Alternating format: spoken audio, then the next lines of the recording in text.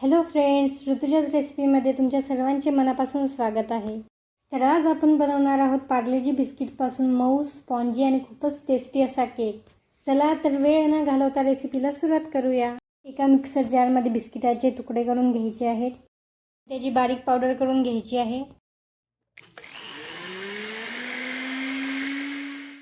ही powder आता एका चाळणीमध्ये टाकायची आहे। त्यामध्ये पिठी साखर घालूया।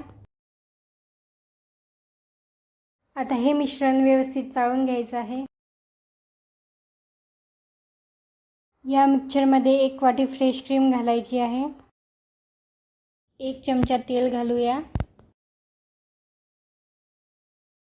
आता थोडी कन्सिस्टन्सी ॲडजस्ट करायला थोडं दूध घालूया। आता हे सर्व बॅटर व्यवस्थित मिक्स करून घ्यायचं आहे। हे बॅटर तुम्ही जितकं फेटून घ्याल तेवढा आपला केक मऊ आणि स्पॉन्जी होणार आहे। तर या बॅटरमध्ये 1 चमचा बेकिंग पावडर घालून व्यवस्थित मिक्स करून घ्यायचं आहे।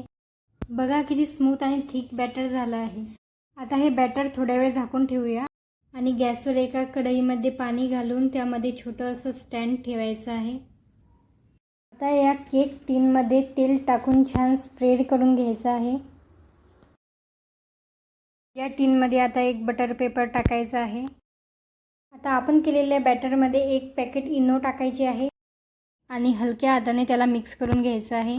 आता हे बॅटर केक टीनमध्ये टाकायचं आहे। हे सर्व बॅटर टाकल्यानंतर या केक टीनला थोडं टॅप करून घ्यायचं आहे। इकडे कढईमध्ये पाणी छान उकळून तयार झालं आहे। आता केकचा टीन कढईमध्ये स्टँडवर ठेवूया।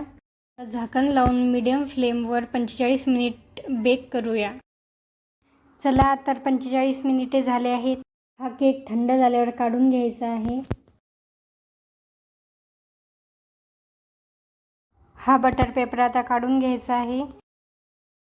बघा किती सुंदर आणि फ्लफी दिसत आहे आपला केक। चला तर आता केक कट करून बघूया। पहा किती सुंदर मऊ आणि स्पॉन्जी पार्लेजी बिस्किट केक तयार झाला आहे। हा मुलांच्या टिफिनसाठी एकदम परफेक्ट आहे। चला तर केक सर्व करूया। बघा ना हा कट किती परफेक्ट स्पॉन्ज आणि किती सुंदर टेक्स्चर, दिसायलाही मस्त आणि खायला तर त्यावरूनही जबरदस्त।